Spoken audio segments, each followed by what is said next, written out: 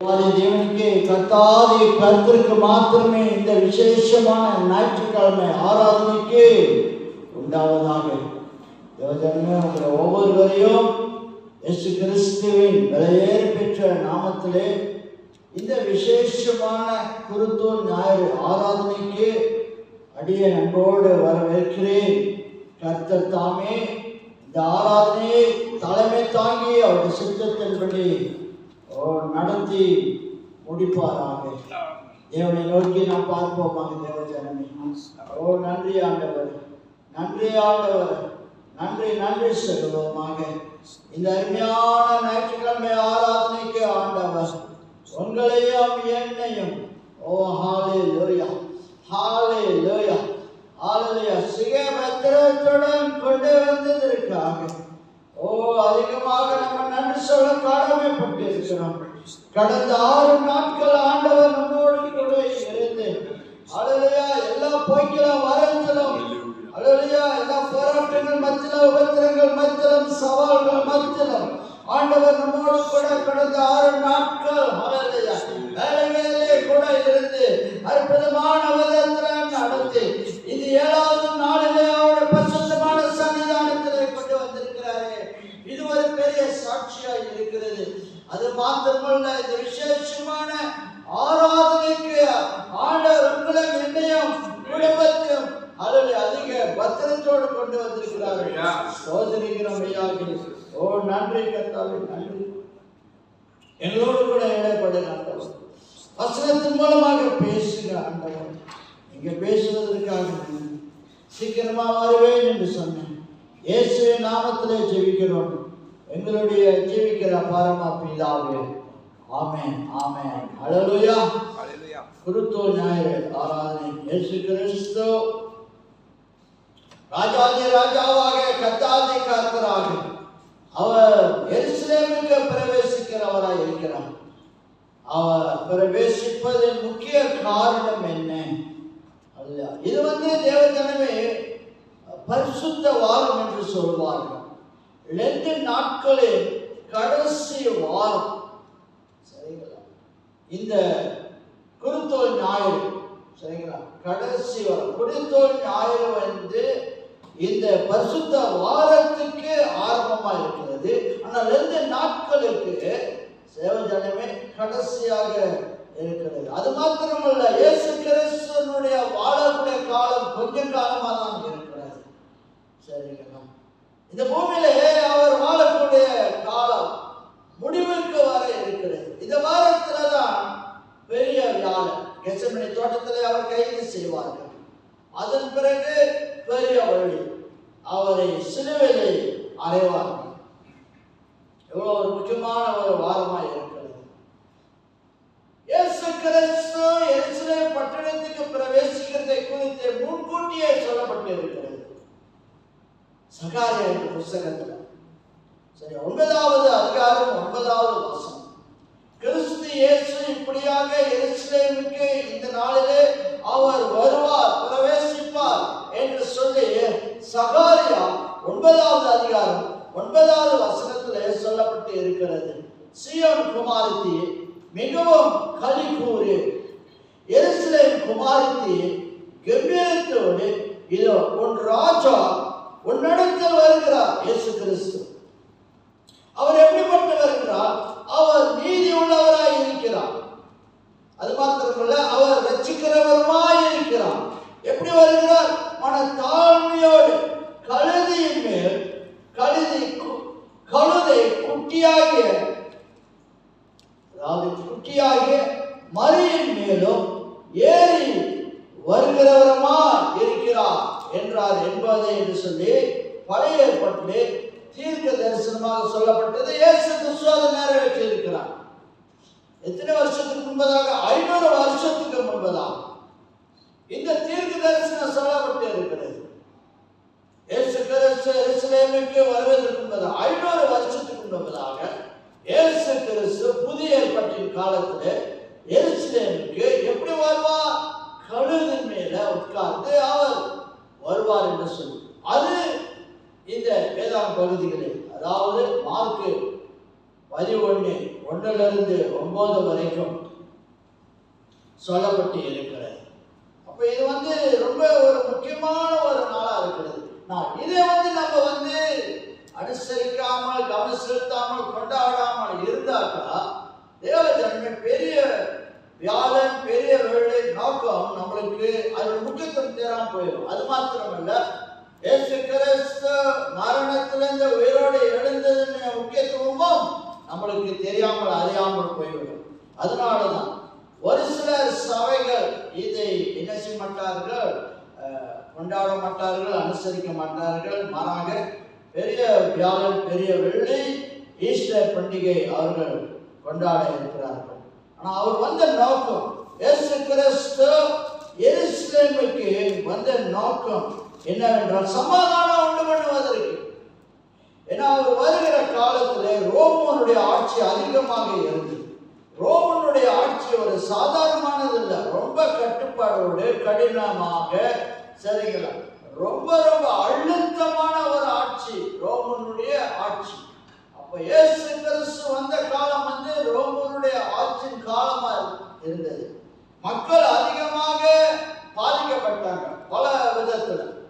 உதாரணம், அரசாங்கம்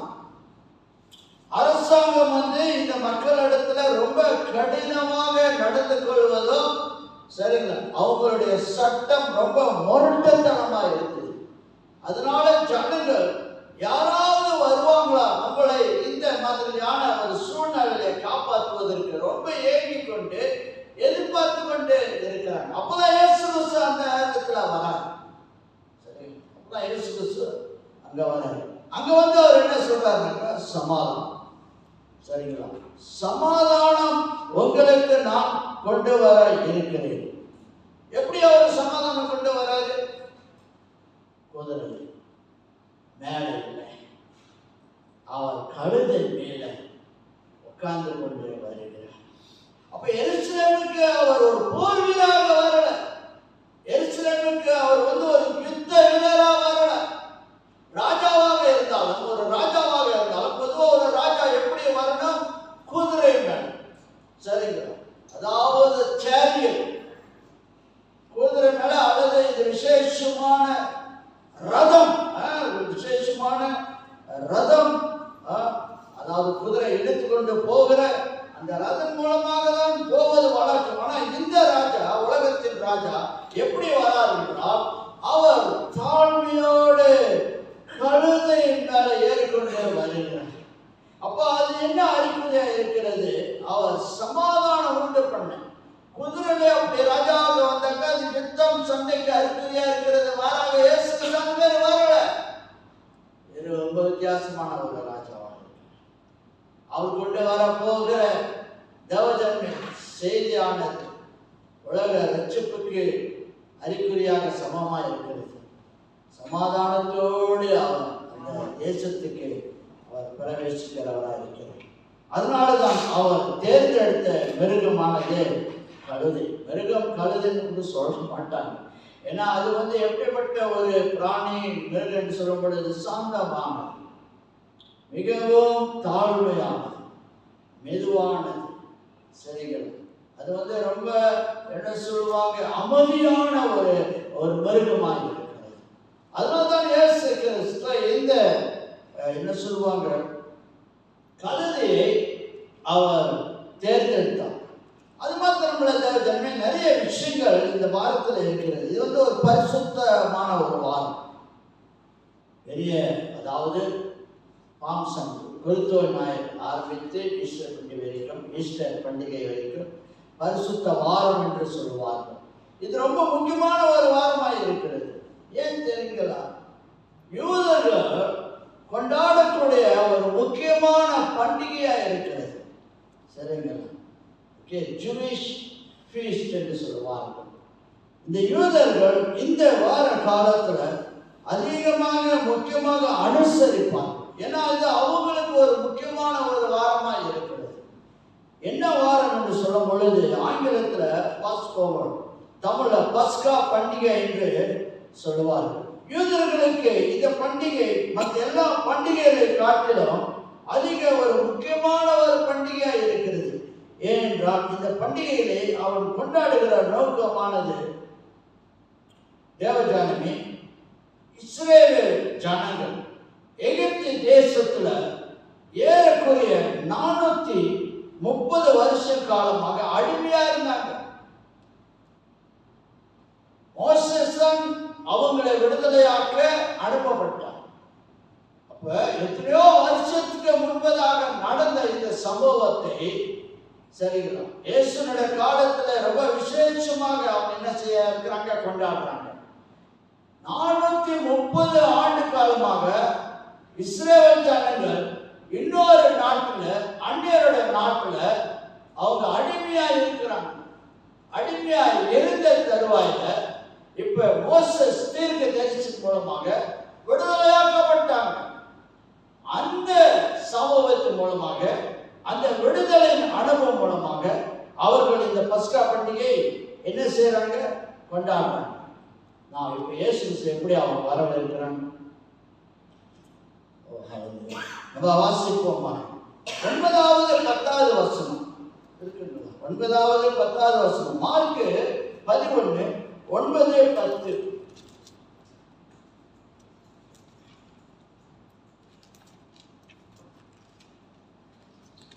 அவர்கள் அந்த குட்டியை சரி அவர்கள்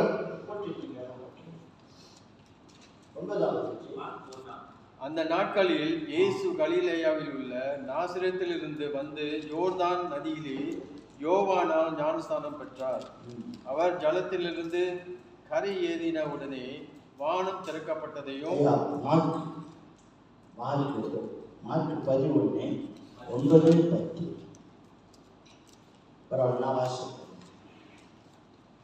முன் நடப்பாரும் பின் நடப்பாரும் ஒசன்னா 9வது. கர்த்தரின் நாமத்தினாலே வருகிறவர் எப்படிப்பட்டவர், ஸ்தோத்திரிக்கப்பட்டவர். கர்த்தரின் நாமத்தின் மேலே வருகிற நம்முடைய பிதாவாகிய தாவீதின் ராஜ்யம் ஆசீர்வதிக்கப்படுவதாக. உன்னதத்திலே ஒசன்னா என்று சொல்லி ஆர்ப்பரித்தார். அப்ப இயேசு கிறிஸ்துவனுடைய வரவேற்பு ரொம்ப விசேஷமாக, விசித்திரமாக, அற்புதமாக இருந்தது. ஒரு ராஜாவா கூட அப்படி அவங்க வரவேற்று இருக்க மாட்டாங்க. அப்ப இயேசு கிறிஸ்துவை எப்படி அவங்க வரவேற்கிறாங்கன்னாக்கா, மகிமையோடு, சரிங்களா, மகிமையோடு அவர்கள் மரக்கிளைகளை சாலைகளே, சரிங்களா, அந்த ஓலைகளை சாலையிலே உரித்து துணிமணிகளை குதிரை அந்த கழுதுகளை போட்டு அந்த அவர் வர்ற வழியிலே போட்டு அவர் எப்படி வரவேற்கிறார்கள், அதிக மகிமையோடு. ஏன் தெரியுங்களா, இந்த பண்டிகை கொண்டாடுறது ரொம்ப சந்தோஷம். அவங்க அது இயேசு கிறிஸ்து இந்த பண்டிகையில ஒருவராக இருக்கிறார். அவர் தனித்து ஒதுக்கி எனக்கு சம்மந்தம் என்று சொல்லி விலக இல்லை. அவரும் இந்த யூதர் பண்டிகையில வருவாரா, ஏன்னா அவரு ஒரு யூதர், அவர் ஒரு யூதரா இருக்கிறதுனால அவரும் இந்த சரிங்களா விடுதலை பெற்ற இஸ்ரேல் ஜனங்கள் விடுதலை பெற்ற அந்த அனுபவத்தின் அடிப்படையில இயேசு கிறிஸ்துவும் அந்த பண்டிகையில முக்கியமான ஒரு நபராக இருக்கிறார். இப்ப இவங்க எப்படி இயேசுவை வரவேற்கிறார்கள். ஒரு பக்கம் அவங்க நான் சொன்ன பிரகாரமாக என்ன செய்ய இருக்கிறாங்க, அவர்கள் அந்த நின்றவர்கள் நீங்கள். அப்போ முதல்ல அவர் என்ன சொல்றாருன்னா, ஆரம்பத்துல இது முக்கியமானது, ஆனா நிறைய பேர் இதை குறித்து பேசிவிட்டாங்க. சீசர்கள் இடத்துல சொல்றாரு, நீங்க போயிட்டு என்ன செய்யுங்க, முதல்ல முன்னுக்கு போயிட்டு அங்க கழுதைகள் அல்லது கழுதை குட்டி என்ன செய்யப்பட்டு இருக்கும், கட்டப்பட்டு இருக்கும். அப்ப சீசர்கள் யோசிக்காம உடனே ஏசு சொன்னதை கேட்டு கீழ்படுகிறாங்க. சரிங்களா, அங்க இயேசு கிறிஸ்துனுடைய கட்டளைக்கு எவ்வளவு முக்கியத்துவம் இந்த சீசர்கள் கொடுக்கிறார்கள். அப்ப இயேசு கிறிஸ்து சொல்றாரு, நீங்க முன்னுக்கு போயிட்டு அங்க ஒரு குறிப்பிட்ட இடத்துல கழுதை குட்டிகள் கட்டப்பட்டு இருக்கும், அது எனக்கு அவுத்து கொண்டு வாங்க. சீசர்கள் இயேசு கிறிஸ்து சொன்னதை கேட்டு செயல்பட்டார்கள். அதே நேரத்தில் இயேசு சொல்றாரு, அப்படி யாராவது கேட்காம நீங்க சொல்லுங்க, ஆண்டவர் கேட்கிறார். அதே இயேசு சொன்ன அந்த குறிப்பிட்ட இடத்திற்கு போயிட்டு கட்டப்பட்டு இருக்கிற அந்த கழுதை குட்டியை அவிழ்த்து கொண்டு இருக்கும்போது அங்குள்ளவர்கள் கேட்டார்கள், எதுக்கு இதை நீங்க செய்றீங்க? ஆண்டவர் கேட்டார். உடனே அவங்க என்ன செஞ்சுட்டாங்க? எதிர்ப்பு தெரிவிக்காம சீஷர்கள் அவிழ்த்து கொண்டு போக விட்டுட்டாங்க. இது எவ்வளவு முக்கியமாக இருக்கிறது. நம்முடைய ஆண்டவர் நம்மளிடத்துல அவர் ஏதாவது சொல்லும் பொழுது நம்மளால் பார்க்க முடியல, நம்மளுக்கு விளக்க முடியல, தெரிய முடியல, இருந்தாலும் இந்த 2 சீஷர்கள் ஆண்டவர் சொல்றாரு என்று சொல்லி கேட்டு என்ன செய்யறாங்க? உடனே செயல்பட்டாங்க. மறுபடியும் மறுபடியும் சொல்லல. சரி, அதே மாதிரி இயேசு கிறிஸ்து தீர்க்கதரிசனமா சொல்றாரு, யாராவது கேட்டாங்க நீங்க சொல்லுங்க, ஆண்டவர் கேட்டார் என்று சொல்லி. அதே மாதிரி அவர் சொன்னது நடந்தது. சீஷர்களும் அதை கேட்டு கீழ்ப்படிந்தார்கள். அதனால தேவச்சனங்க அது மாதிரி இயேசு கிறிஸ்து எருசலேமுக்கு நுழைந்து விட்டார். அப்ப ஜனங்கள் எல்லாரும் ஒசன்னா ஒசன்னா ஒசன்னா என்று சொல்லி பாடி ஆர்ப்பரித்தார்கள். அதனுடைய வார்த்தை ஏற்கனவே சங்கீதம் 118 சொல்லப்பட்டு இருக்கிறது. சங்கீதம் 118 ஒசன்னா என்று இயேசுவை நோக்கி மிக சத்தமிட்டு ஆர்ப்பரித்தார்கள் இந்த இஸ்ரவேல் ஜனங்கள். இது 118 சங்கீதம் 25.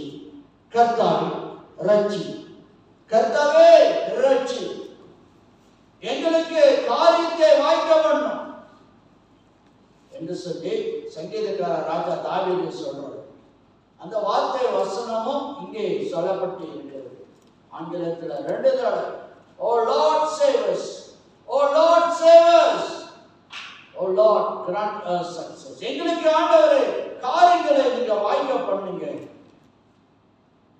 இந்த ஒசன்னா என்று சொல்ற வார்த்தை என்னது என்றால், ஆண்டவரே எங்களை ரட்சியும். யார்? இஸ்ரவேல் ஜனங்கள் சொல்றாங்க. இது ஒரு சாதாரணமான விதத்துல சொல்லலாம். அவங்க குமரங்களோடு மனவேதனையோடு பிரச்சனையோடு அழுத்தப்பட்டது நம்ம கேட்கிறதுக்கு அவங்க சாதாரணமாக தான் சொல்றாங்க, பாடுறாங்க, உண்மைதான். ஆனால் எந்த நோக்கத்திலே சூழ்நிலை அவங்க சொன்னாங்க என்றால், எங்களுக்கு விடுதலை கிடைக்குமா, இந்த ரோமர் ஆட்சியிலிருந்து எங்களுக்கு யார் விடுதலை கொடுப்பா என்று சொல்லி பல ஆண்டு காலமாக ஏக்கத்துடன் காத்துக் கொண்டிருக்கிறாங்க. அப்ப இயேசு அந்த எருசலேமுக்கு வரும்பொழுது அவங்களுடைய எண்ணங்கள்லாம், இவரை நம்ம என்ன செய்யறோம்? அரசியல்வாதியா ஆக்கிவிடுவோம், இவரை நம்ம ராஜாவாக ஆக்கிவிடும். அப்ப நம்மளுக்கு கண்டிப்பா என்ன உண்டு? விடுதலை உண்டு. ஒசன்னா என்று அர்த்தம் அதுதான். Please save us. ஆண்டவரே எங்களை ரட்சியும். ஏன் நான் சொல்றேன்னா, இந்த ஒசன்னா என்ற வார்த்தையானது எபிரேயர் பாஷையிலிருந்து எடுக்கப்பட்டது. சரி, அதனுடைய அர்த்தம் விளக்கம் எங்களை ரட்சியும், எங்களை ரட்சியும். இது ஒரு பிரதான மன குமுறுதல் என்று தான் சொல்லலாம். என்ன சொல்லுவாங்க? ஸ்காடஸ், வேதாகம ஆராய்ச்சிக்காரர்கள் சொல்றாங்க, இது அவங்களுடைய குமறுதலும் அவங்களுடைய அழுகையும். எது நிமித்தம்? எங்களுக்கு விடுதலை தேவை. நாங்க ரொம்ப தோய்ந்து போயிருக்கிறோம், ரொம்ப நம்ம மன அழுத்தப்பட்டு இருக்கிறோம். அதனாலதான் அவர் சொல்றாரு, வருத்தப்பட்டு மேலே சுமப்பவர்களே நீங்க என்னிடத்துல வாங்க, ரோமருடைய ஆட்சிக்கு ஒரு முடிவு கண்டிப்பா இருக்கு, நான் சமாதானம் உங்களுக்கு கொண்டு வருவேன், உங்களுடைய சந்தோஷம் சமாதானம் என்னிடத்துல இருக்கிறது, என்னிடத்துல வாங்க. மத்தேயு 11:28-29 என்னுடைய ஆட்சி, என்னுடைய ஆளுகை வருத்தத்தனமா இருக்காது, சாந்தமா இருக்கும், தாழ்மையா இருக்கும். உங்களுக்கு வேதனை எதுவுமே வராதபடிக்கு நான் என்ன செய்வேன்? அன்பாக சொல்றாரு, அன்பாக மன தாழ்மையோடு சார்ந்த குணத்தோடு உங்களை நான் என்ன செய்வேன்? வழி நடத்துவேன்.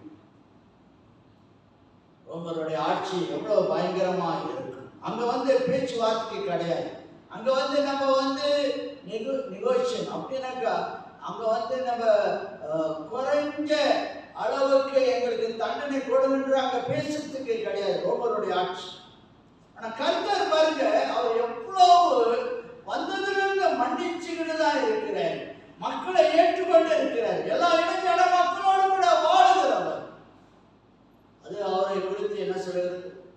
ஒரு தாழ்மையான குணத்தை குறித்து சொல்கிறது. அதனால இந்த இஸ்ரவேல் ஜனங்க சொல்றாங்க, எங்களால் தாங்க முடியல, எங்களால் நிம்மதியாக வாழ முடியல இந்த ரோமருடைய ஆட்சியின் காலத்தில். அதனால இயேசு எங்களுக்கு நீங்க ரட்சிப்பு கொண்டு வாங்க, எங்களை விடுதலை ஆக்குங்க. அது ஒன்று. அதாவது இயேசு கிறிஸ்து வந்த நோக்கம் சமாதானம் கொடுக்கிறதும், அது மாத்திரமல்ல அரசாங்கத்தினுடைய ஆட்சியிலிருந்து விடுதலை பெறுவதற்கும், மூன்றாவதாக நம்மளுடைய பாவ வாழ்க்கையிலிருந்து சரிங்களா ஆத்மீக அழிவிலிருந்து ஸ்பிரிச்சுவல் டெத். அப்படி என்றால் நாம மனத்தளர்ந்து மனசோர்ந்து பின்வாங்கி நிலைமையில இருந்தாலும் கூட ஆண்டவரே எங்களை ரட்சி. அப்ப இந்த 2 நாட்கள் முடிகிற காலம் வந்துருச்சு. எப்படியாவது இந்த 2 நாட்களை நம்ம கண்டு கழித்தோம். எவ்விதமாக ஆண்டவரிடத்துல நெருங்கி வாழ்வதற்கு நம்ம ஆயத்தம் செஞ்சிருக்கிறோம். ரொம்ப முக்கியமான ஒரு வாரமா இருக்கிறது, பரிசோதனை செய்யக்கூடிய ஒரு முக்கியமான வாரமா இருக்கிறது. நான் இன்னும் கிறிஸ்துவுக்குள் இருக்கிறேனா அல்லது கிறிஸ்துவுக்கு விலகி பாவ வாழ்க்கையில வாழ்கிறேனா? அப்ப நம்மளும் என்ன செய்யணும்? இந்த பாடலை பாடணும். என்ன பாடல்? ஓசன்னா ஓசன்னா, ஆண்டவரே ஆண்டவர் எங்களை ரட்சியும். அவர்கள் சொல்லிட்டு போனதோட நம்ம இருக்கக்கூடாது. அவர்களுக்கு மட்டும் இன்று நம்ம பாடுறோம், நம்ம வாயிலே உதடுகளிலே நாவிலே, இது நம்மளுக்கும் தேவையாயிருக்கு.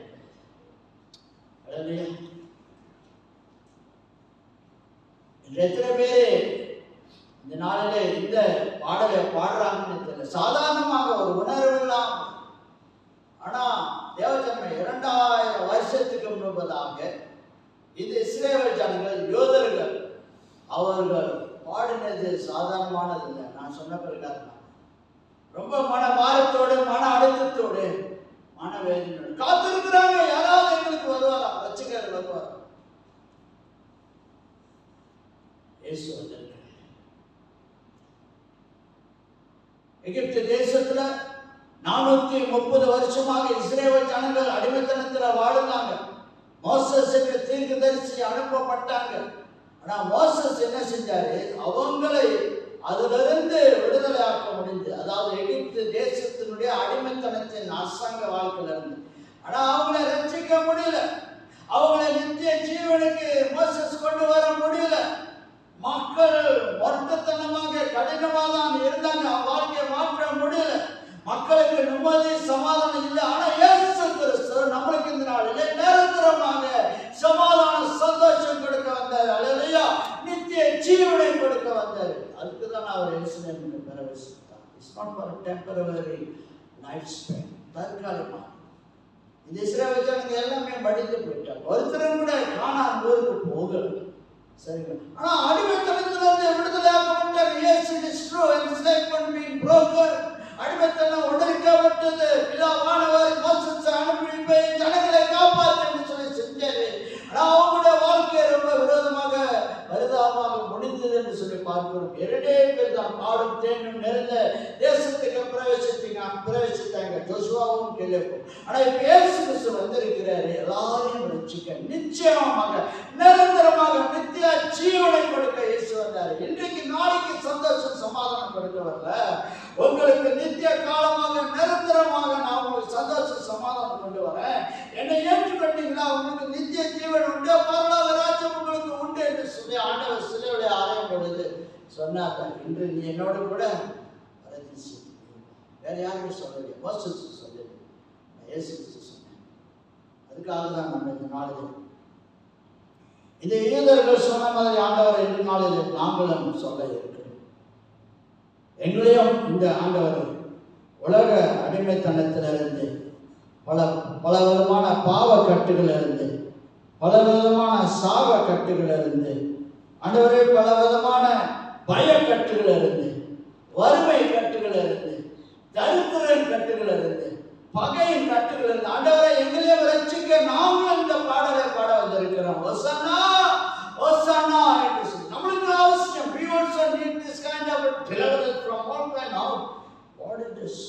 நிச்சயமாக இயேசு கிறிஸ்து ஒரு மெஸ்ஸாயாவாக வருகிறார்.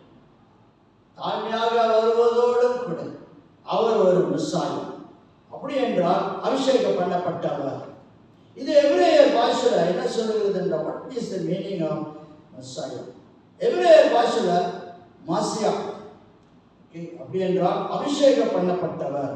விசேஷமான ஊழியத்தை செய்ய அவர் அபிஷேகம் பண்ணப்பட்டு segregated, ஒதுக்கப்பட்டவர். He was segregated to do the plan purpose of God who is in heaven. பரலோகத்தில் இருக்கிற பிதாவுடைய சித்தத்தை செய்வதற்காக இயேசு கிறிஸ்து அழைக்கப்பட்டார், அபிஷேகம் பண்ணப்பட்டார், அனுப்பப்பட்டார். அதுதான் அவருடைய பேரு மெஸ்ஸாயா என்று சொல்லி பார்க்கிறோம். அது எபிரேய பாஷை. ஆனா கிரீக்கு பாஷையில் அது பெயர்த்தக்க கிறிஸ்தோஸ். கிறிஸ்தோஸ் அதாவது கிறிஸ்து நம்ம சொல்றோம். கிறிஸ்து இயேசு ரட்சகர், இயேசு கிறிஸ்து அபிஷேகம் பண்ணப்பட்டவர் என்று சொல்லி நாம் பார்க்கிறோம். தேவஜனங்களை நாம் முடிக்க இருக்கிறோம். இயேசு கிறிஸ்து எருசலேமுக்கு வந்த நோக்கம் நிறைய காரியங்கள் நம்ம கேட்டோம். சரிங்களா? அதுக்காக நம்ம தியானம் செய்ய இருக்கிறோம். நான் ஆங்கிலத்தில் எழுதுகிறேன், எனக்கு அனுமதி கொடுங்க வாசிக்க. The triumphant entry proclaims Jesus as promised Messiah. நான் சொன்ன பிரகாரம் அவருடைய எருசலேமினுடைய பிரவேசம், அவர் ஒரு மெஸ்ஸாயாவாக, ரட்சகராக, எல்லா ராஜாக்களை காட்டிலும் அவர் உன்னதமான ராஜா, பிரதான ராஜா, பிரதான ஆசார். கேட்குறீங்க? அவருடைய ராஜ்யம் நம்மளை எப்படி செய்கிறது? உலக பிரகாரமான ராஜ்யம் மாதிரி அல்ல. அவருடைய ராஜ்யமானது சாந்த குணத்தோடும் தாழ்மையோடும் சமாதானத்தோடும் நடக்கக்கூடிய ராஜ்யம், ஆவிக்குரிய ராஜ்யம், உலக பிரகாரமான ராஜ்யம். உலக பிரகாரமான ராஜ்யத்துலதான் இவங்க விடுதலை பெறணும் என்று சொல்லி கதறாங்க, அழுகுறாங்க. எங்களுக்கு விடுதலை கொடுங்க. நம்மளோட வாழ்க்கையில நிறைய காரியத்திலே நம்மளுக்கு விடுதலை வேண்டும். உங்களுக்கு தெரியும் என்ன மாதிரியான போராட்டத்திலே நீங்க இருக்கீங்க. ஒரு மேலே வியாதியா இருக்கும், ஒரு மேலே எனக்கு இருக்கிற அந்த பிராங்காய்டிஸ், நிமோனியா இருக்கும், மைக்ரேன் வியாதிகள் இருக்கு. ஆண்டவரத்துல கேட்கிறோம். ஏன்னா ஆண்டவர் அதுக்காக தான் வந்தார். உங்களுக்கு சமாதானம் மட்டுமல்ல, உங்களுடைய உடம்புல பல ஆண்டுகளாக நீங்க சுமந்து கொண்டு இருக்கிற அந்த நோயையும் கூட அவரே எடுத்து விடுதலாக்கிறவராக இருக்கிறார். அழலையா உங்களுக்கு வேணுங்களா? இப்போ நம்மளும் என்ன செய்யணும்? இந்த ஜபத்தை வசனா என்ன செய்யணும்? Sense of direction. இப்போ இந்த 2 நாட்கள் வருகிறது, முடிய இருக்குது. அதன் பிறகு வாட்? நான் திருப்பியும் உபவாசம் எடுக்க போறேனா? திருப்பியும் நான் வேதத்தை வாசிக்க போறேனா? திருப்பி அதிகமாக இந்த 2 நாட்களில் ஜபம் பண்ண மாதிரி தொடர்ந்து நான் ஜெபிக்க போறேனா? அதுதான் இப்ப இந்த 47 நாட்கள், ஞாயிற்றுக்கிழமை சேர்த்து 47 நாட்கள். சரிங்களா? இந்த 47 நாட்கள் நான் 2 நாட்களாக கண்டு கழித்தேன். இனிமேல் இந்த 2 நாட்கள் முடிந்த பிறகு என்னோட ஆவிக்கிற வாழ்க்கை எந்த நிலைமையில இருக்க போகுது என்று சொல்லி இந்த ஆராதனையிலே நம்ம என்ன செய்ய வந்திருக்கிறோம்? பரிசோதனை செய்ய வந்திருக்கிறோம். எவ்வளவு தூரமா ஆண்டவரிடத்துல விலகி இருக்கிறேன், அல்லது ஆண்டவரிடத்துல எவ்வளவு நெருக்கமான ஆளாக இருக்கிறேன் என்று சொல்லி இந்த ஞாயிற்றுக்கிழமை ஆராதனையிலே பரிசோதனை செய்து இஸ்ரவேல் ஜனங்க ஆண்டவரை நோக்கி, எங்களை காப்பாற்றுங்க ஆண்டவர், சரிங்களா, எங்களை விடுதலை ஆக்குங்க, எங்க குடும்பத்தில் எங்களோட வேலை செய்யறது இந்த நாட்டில் கூட நிறைய தேவை இருக்கிறது. உங்களுக்கு தெரியும் என்ன நடக்குது என்று சொல்லி ஈராக் இஸ்ரேல் தொடர்ந்து சண்டை போட்டுட்டு தான் இருக்கிறாங்க. நேற்று தினத்தில் நான் ஒரு வீடியோ கிளிப் பார்த்தேன். எல்லாரும் ஓடுறாங்க. என்ன எடுத்துக்கிட்டு டின்னு எடுத்துக்கிட்டு, அல்லது என்ன சொல்லுவாங்க, அது தோம்பு எடுத்துட்டு ஓடுறாங்க. தண்ணி பிடிக்கல, எண்ணெய் பிடிக்கல. எங்க தாய்லாந்து ஏன்னா நிறைய பெட்ரோல் ஸ்டேஷன் மூட இருக்கிறாங்க. என்ன விலைவாசி அதிகம். மியான்மர்ல எனக்கு அழைப்பு வந்துச்சு, கால் வந்துச்சு. சொல்றாங்க ஃபர்ஸ்ட் இப்போ மியான்மர்ல 1 லிட்டர் 10 வெள்ளி. இங்க நம்மளுடைய மலேசியாவுடைய விலை ஒரு லிட்டர் எவ்வளோ? 2 வெள்ளி வச்சுக்கோங்க. 2 வெள்ளி 2 10 3 வெள்ளி 5 வெள்ளி வரும். அப்போ நிறைய பேர் வேலைக்கு போக முடியாமல் கஷ்டப்படுவாங்க, கடைக்கு போக முடியாமல், காடி பயன்படுத்த முடியாமல் இருப்பாங்க. கம்பெனிகள் சாத்தக்கூட இருக்கும், ரிட்டர்ன் இருக்கும். இதுக்காக நம்ம என்ன செய்யணும்? ஆண்டவரே எங்களை காப்பாற்று, இந்த நாட்டை காப்பாற்று, இந்த வறுமையிலிருந்து, இந்த கருத்திலிருந்து விடுதலை நமக்கு ஸ்கூல் சாத்த வாய்ப்பு இருக்கிறது. there would be maybe சரி லாக்டவுன் இருக்கும். ஏன்னா நிலைமை மாறுதாக, நிலைமை அதாவது முன்னேறுவதாக தெரியல. இது எங்குமே முடியும் என்று நம்மளுக்கு தெரியாது. ஆனால் இப்பவே நம்ம என்ன செய்யணும்? இந்த மோசமான நிலைமைக்கு நம்ம ஆயத்தமாக இருக்கணும். என்ன ஏது வந்தாலும் என் ஆண்டவர் இயேசுவை என்ன செய்வேன்? பற்றி கொள்ளுவேன். பசி பட்டினி வந்தாலும் கூட என் ஆண்டவர் என்னை கைவிட மாட்டார், என்னை ஒரு பொழுது அவர் மறக்க மாட்டார். எனக்கு, என் பிள்ளைகளுக்கு, பேர பிள்ளைகளுக்கு ஆகாரம் அனுதினமா அவர் கொடுப்பார். என் பிள்ளைக்கு தொடர்ந்து ஸ்கூலுக்கு போவாங்க, காலேஜுக்கு போவாங்க, யூனிவர்சிட்டிக்கு போவாங்க, படிச்சு முடிப்பாங்க. அது யாருமே தடை பண்ண முடியாது. இந்த உலகத்தின் சூழ்நிலை அது தடை பண்ணாது. இயேசு என்னை ரட்சிக்கிறார், இயேசு என்னை விடுவிக்கிறார். இந்த கஷ்டமான சூழ்நிலை நீங்களும் ஜெபம் பண்ணி, நானும் தான் ஜெபிக்கிறேன். பாடலை கேட்டு நம்ம முடிக்க வைக்கிறேன். இருக்க முடியுமா?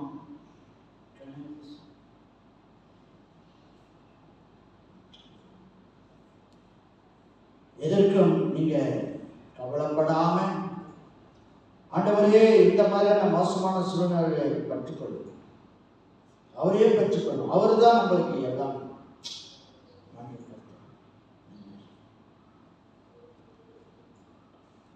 அவர் அன்பாக வரவேற்றாங்க இஸ்ரவேல் ஜனங்கள்.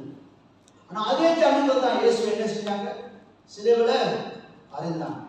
அது மாத்திரமல்ல, வருந்தக்கூடிய காரியம் என்றால் என்னவென்றால், அவர்கள் இயேசுவை மெசாயாவாக ஏற்றுக்கொள்ள, நான் அவரும் இருந்த போதிலும் அதிகமாக நேசித்து அன்பு கூர்ந்து, பிதாவானவர் என்ன அவருக்கு சொன்னாரோ செய்ய அவர் கட்டளையிட்டாரோ, இயேசு கிறிஸ்து அவருடைய வேலையை பூரணமாக செய்து முடிச்சுட்டார்.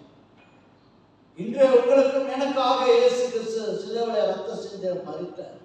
நம்முடைய பாவங்களை போக்க, நம்மளுக்கு ஒரு புதிய வாழ்க்கை ஆரம்பிக்க இந்த சிலுவை மரணம் அதிகமாக முக்கியமாக இருக்கிறது. ஆண்டவருக்கு நன்றி சொல்றோம். கிறிஸ்துவின் ஞாயிறு ஆராதனை.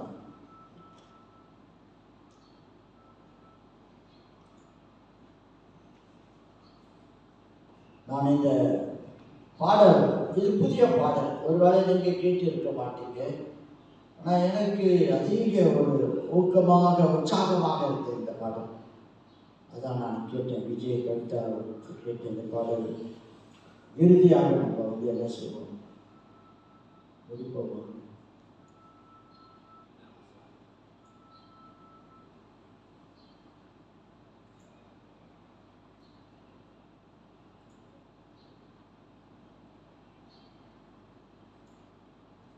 உலகத்தில் மில்லியன் கணக்கான ஜனங்கள். இப்போ பெங்களாதேஷில் எனக்கு ஒரு செய்தி வந்துச்சு. பெங்களாதேஷனுடைய நாடு ரொம்ப மோசமான நிலைமையில் இருக்குது. உங்களுக்கு தெரியும், இங்கே நிறைய பேர் இங்கே வேலை செய்வாங்க. உண்மையிலே அவங்களுக்கு நம்ம ரொம்ப பரிதாபப்படணும். அவங்களுடைய வாழ்க்கையினுடைய தரம், சூழ்நிலை ரொம்ப ரொம்ப மோசமாக இருக்குது. பெங்களாதேஷ் நாடு என்று சொன்னாலே அங்கே என்ன தெரியும்? அதிகமாக இயற்கையான சேதம், புயல் காற்று, சைக்கிள், சரிங்களா, வீடெல்லாம். அந்த பாஸ்டர் என்ன சொல்றாரு? 20 சபை மக்கள், பாஸ்டர் 20 குடும்பம், கிறிஸ்துவ குடும்பமுடைய வீடு அடித்தரமாக என்ன செஞ்சிருச்சு? அழிக்கப்பட்டது. அவங்களுக்கு வீடு வாசல் ஒன்றுமே கிடையாது. இன்னும் மற்ற விசுவாசிகளும் ஜனங்களும் வீடு இல்லாம அழிஞ்சு கொண்டே இருக்கிறார். ஏன்னா இந்த புயல் காற்றினால் ரொம்ப மோசமான நிலைமை. இந்த உலகம் அழிவுக்கு, ஏன்னா ஏற்கனவே இந்த நாடு பாதிக்கப்பட்ட ஒரு நாடு.